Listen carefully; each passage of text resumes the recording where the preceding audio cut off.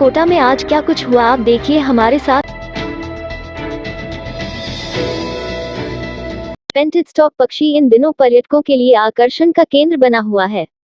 हल्के सफेद रंग पर गुलाबी व नारंगी रंग उसे और भी अधिक आकर्षक बना देता है। ऐसा लगता है कि मानो किसी पेंटर ने अपने ब्रश से बड़े करीने से रंग भर दिए हो।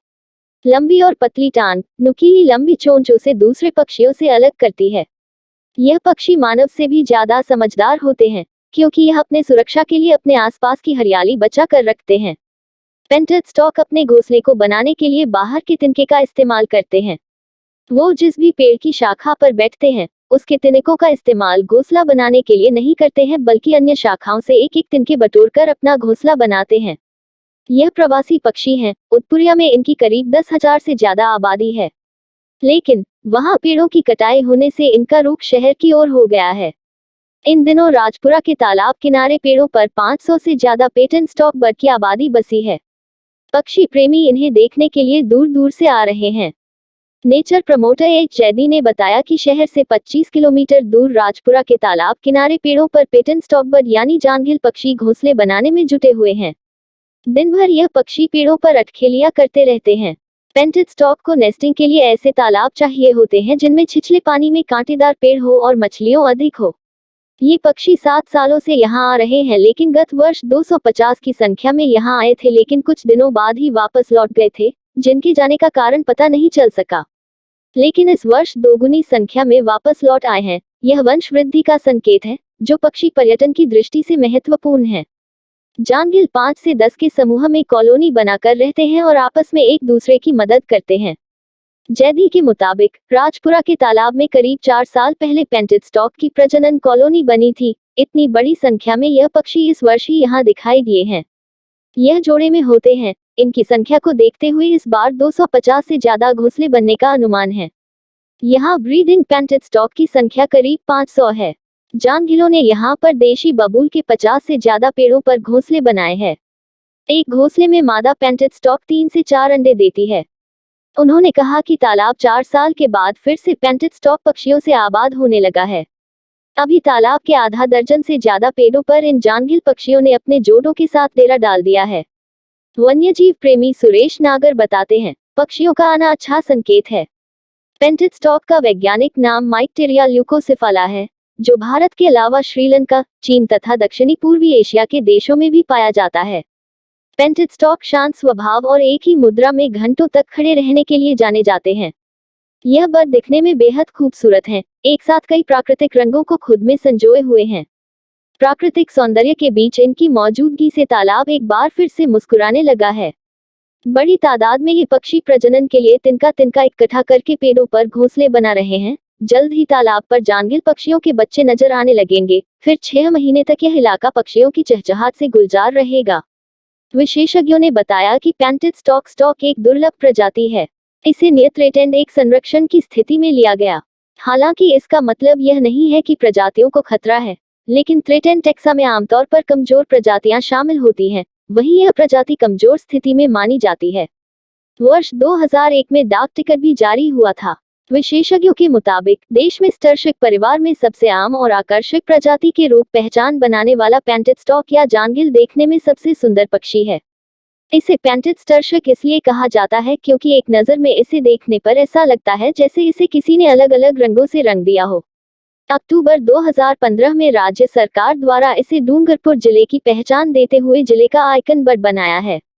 भारतीय डाक विभाग द्वारा भी वर्ष 2001 में इस पक्षी पर 4 रुपए का एक डाक टिकट भी जारी किया गया है। गुमानपुरा पुलिस थाना में चोरी की एक अजीब वारदात सामने आई है, जिसमें तत्कालीन सब इंस्पेक्टर के बंद पड़ी अलमारी के डबल लॉकर से 1.5 लाख रुपए नकद सहित लाखों रुपए के आभूषण चोरी हो गए। इस मामले में पीड़ित रिटायर्ड सब इंस्पेक्टर ने पुलिस थाना गुमानपुरा के थाना अधिकारी को लिखित में शिकायत देने के बावजूद 2 महीने बाद भी अभी तक एफआईआर दर्ज नहीं की गई और नहीं चोरों को ही तलाश किया गया। पीड़ित रिटायर्ड सब इंस्पेक्टर रामकरण नागर ने पुलिस महानिरीक्षक कोटा रेंज के समक्ष मामले में हस्तक्षेप कर मुकदमा दर्ज कर कानूनी कार्रवाई करने के लिए गुहार लगाते हुए परिवाद पेश किया है। परिवाद में बताया गया कि वह थाना गुमानपुरा में सब इंस्पेक्टर के पद पर कार्यरत था। वर्ष 2021 में कोविड-19 से उसकी पत्नी का देहांत हो गया था। पत्नी और स्वयं के जेवरात को बैंक लॉकर में डालने के लिए घर से लेकर आया था और गुमानपुरा थाने में ड्यूटी कमरे में रखी एक अलमारी के डबल लॉकर में रख दिया। सरकारी कार्यकाल में लग गया। कार्य की अधिकता के कारण सभी जेवरात को वह संभाल नहीं पाया और अलमारी में ही रखे रहा था, बैंक लॉकर में नहीं डाल पाया था। 25 अप्रैल 2022 से अपेक्षा के प्रकरणों के अनुसंधान के लिए गठित की गई एसआईटी टीम में शामिल होने के कारण वह अनुसंधान में व्यस्त हो गया। 16 जुलाई 2022 को अलमारी खोलकर देखा तो अलमारी में रखे जेवरात नहीं मिले। इस संबंध में तुरंत सूचना थाना अधिकारी एवं अन्य उच्चाधिकारियों को दी गई थी, लेकिन आज तक भी न तो कार्रवाई हुई न ही एफआईआर दर्ज की गई। उसे शक है कि उसके जेवरात और नकद राशि 1.5 लाख रुपए पुलिसकर्मियों ने मिलीभगत कर निकाल लिए हैं। चोरी सोने के जेवरात करीब 9,85,600 रुपए के हैं। अखिल भारतीय किसान सभा के प्रदेश उपाध्यक्ष दुलीचंद बोरदा, पीपलदा तहसील सचिव कमल बागडी, अध्यक्ष महेंद्र सुमन, सीटू के मुरारीलाल ने पीपलदा क्षेत्र के दर्जनों गांवों का दौरा कर बाढ़ के नुकसान का जायजा लिया। इटावा क्षेत्र में नोनेरा पंचायत के खरवन गांव में बाढ़ से भारी नुकसान हुआ है। शहर के बोरखेड़ी के अजमेरा भवन में एक कोबरा मकान की छत पर चढ़ गया। लोगों ने स्नैक कैचर राकेश सेन को फोन किया। सूचना पर राकेश मौके पर पहुंचे। तब तक लोगों ने कोबरा को लत से मारने का प्रयास किया, जिससे कोबरा सांप गंभीर रूप से घायल हो गया। राकेश सेन ने कोबरे का रेस्क्यू कर शहर के बहुउद्देशीय पशु चिकित्सालय में डॉक्टर अखिलेश पांडे के पास ले गए, जहाँ डॉक्टर अखिलेश पांडे ने कोबरा को बेहोश कर उसके जख्मों पर टांके लगाए और उसे विटामिन के इंजेक्शन दिए। फिर उसे एक डिब्बे में सुरक्षित रखा। अगले 24 घंटों के ऑब्जर्वेशन के बाद इसे जंगल में छोड़ा जाएगा। अभी कोबरा स्वस्थ है। डॉक्टर अखिलेश पांडे ने बताया कि सुबह स्नैक कैचर राकेश एक 4 फीट के कोबरा को घायल अवस्था में अस्पताल लेकर आए थे। उसकी स्किन जगह जगह से फट चुकी थी। उस टाके लगाकर उसका उपचार किया। गणेश चतुर्थी के साथ ही बुधवार से गणेशोत्सव की धूम शुरू हो गई है। बुधवार सुबह से ही शहर के प्रसिद्ध गणेश मंदिरों में भक्त बप्पा के दर्शन के लिए उमड़े। गणपति बप्पा के जयकारों के बीच लोग गणेश की पूजा अर्चना में लीन रहे। जहां भक्तों की कतार सुबह से मंदिरों के बाहर देखने को मिली, तो वहीं घर घर भी गणपति विराजे। 2 साल बाद कोटा में गणपति का यह पर्व हर्षोल्लास के साथ मनाया जा रहा है। कोटा के प्राचीन खड़े गणेश मंदिर में 2 साल बाद मेला भरा है। बुधवार सुबह 4 बजे से ही यहां भक्तों की लाइन लगना शुरू हो गई थी और बप्पा के दर्शन करने के लिए शहरवासी उमड़े। गणेश चतुर्थी के अवसर पर मंदिर परिसर के बाहर ही विशाल भंडारे का भी आयोजन किया जा रहा है। इसी तरह ऐसी वाले गणेश मंदिर में भी गणपति के दर्शन के लिए भक्त उमड़े। कोटा में जगह जगह गणेश पंडाल भी सजाए गए हैं। 2 साल बाद कोटा में करीब 300 पंडाल सजाए गए हैं। शहर में लोगों ने अपने घर में भी गणपति बप्पा को आमंत्रित किया। शहर में जगह जगह बप्पा की छोटी से लेकर विशाल मूर्तियां भक्तों के लिए उपलब्ध थी। हालांकि इस बार ज्यादातर लोगों की भीड़ उन दुकानों पर नजर आई जहां मिट्टी की गणेश प्रतिमा बिक रही थी। मिट्टी के गणेश की प्रतिमा लोगों ने घरों पर लाकर विधि विधान के साथ स्थापित की।